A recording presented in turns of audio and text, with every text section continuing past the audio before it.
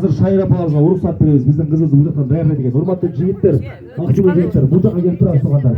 Биздин кызыбыздын жакын инсандар, коштошуу максатында бул жакка келебиз туугандар. Келиңиздер.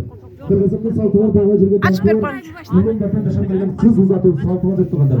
Ошондо убакытты зымыр куш ентебен дагы өйсөбүз боюнча турмуш сапар жолунда узатабыз. Жигиттер бул жакка турабыз, барыбыз. Жигиттер бул жакка турабыз.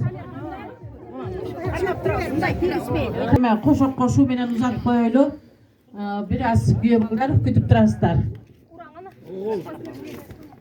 Ой, алтындан саккай тактабы.